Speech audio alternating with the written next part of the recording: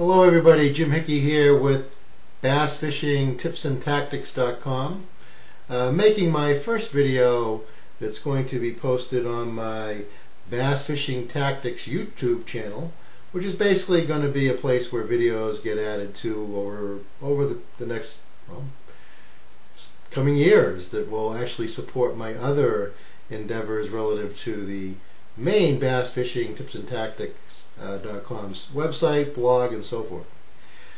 What I thought I'd do is start out introducing you to a pretty cool tool that I found actually within the last week.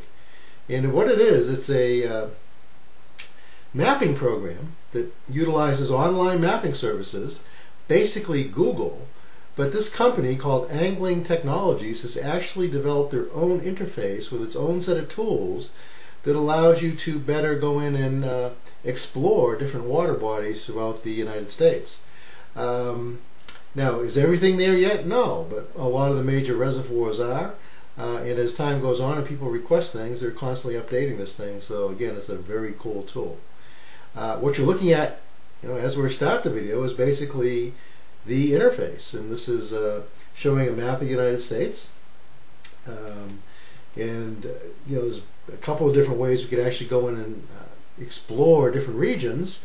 One would be to use the find tool up here, which is I'm actually going to do in a moment, or we could pick the zoom tool and actually just highlight a given region if you know where you're going to go. In many instances where you know the name of the body of water that you're going to search, and it's major significant enough so that it's actually recorded within Google, one of the easiest ways to find these things is just to go in, click on the find button, and enter the name of the water body that you're looking for with the water radio button up here highlighted. Now I'm using this in unregistered mode.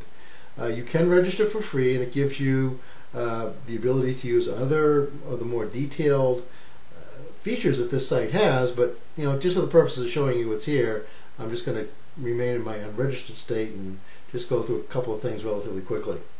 Okay, so let's go in and take a look at a body of water that I really love, and it's one that's out in some place that I lived through basically the 1980s and into the early 1990s, and that's Pueblo Reservoir in Pueblo, Colorado. So great little bass fishery that had largemouth, smallmouth, and they actually introduced spotted bass while I was there, and they have some very nice spotted bass from what I understand now there today.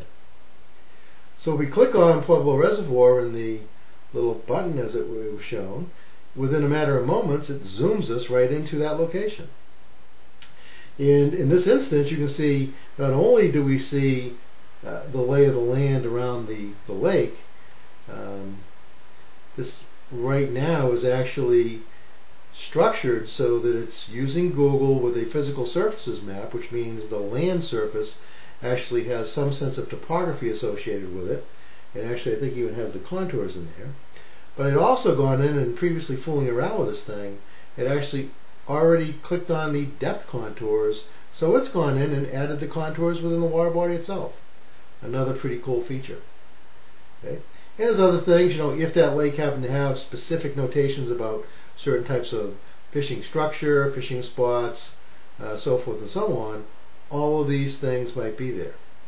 You can also change the perspective of the map, going from the physical surfaces map into what they call the Google hybrid, which is actually going to hybrid the physical surfaces with the satellite view.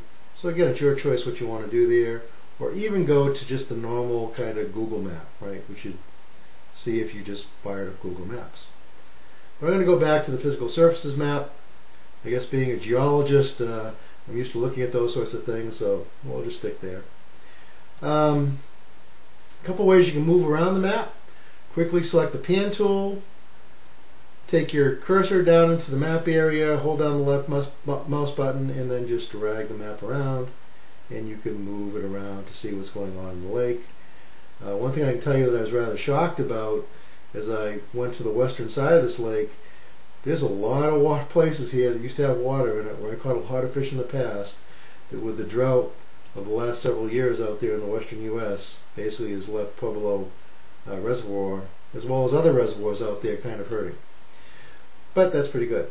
Another way you can kind of zoom in and out, you can select the zoom button, or you can just use the sliding scale here to kind of slide out, zoom out a little bit and get a larger perspective of the lake. Oops, let's go back in a little more. Okay, there we go. Then we'll just pan it around, and so a very useful tool. Now, I don't want this first video to get too long, so I'm going to show you another lake that I kind of like, and I'm going to use the find tool. This time I'm going to enter Squam Lake, which is about 1,700 miles or so from Pueblo Reservoir, up in central New Hampshire. So, enter Squam Lake. Gives us two possibilities: Squam itself, which was featured in the movie On Golden Pond, and then Winnisquam, which is actually a little bit south of Squam, but it's Squam proper that I want to quickly go into. If I click into that, in a matter of seconds, even though my computer is being relatively slow at the moment, we're there. Okay, we're all of a sudden back into Squam Lake. So I'll close this window, scroll out, see exactly where we are in the world.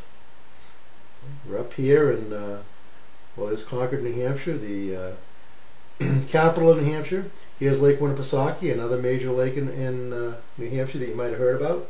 And Squam's up here.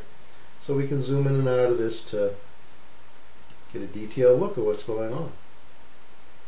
Okay, come back into the lake. And then again, we can go back to the pan tool, pan around and see the lake. Now in this case, we get the topography of the land. We also get the contours of the land. You're not seeing any of the water contours, and that's because they haven't added it yet. Angling Technology is constantly updating their database as requests are being made, so at some point they may very well have the contours on Squam Lake. Okay, you can also integrate your GPS data and other things, but I'll let you go in and explore that yourself.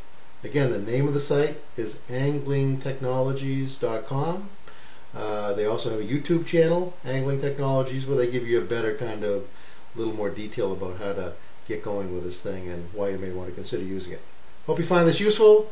I'll be looking forward to providing more videos here in the not too distant future. Have a great day.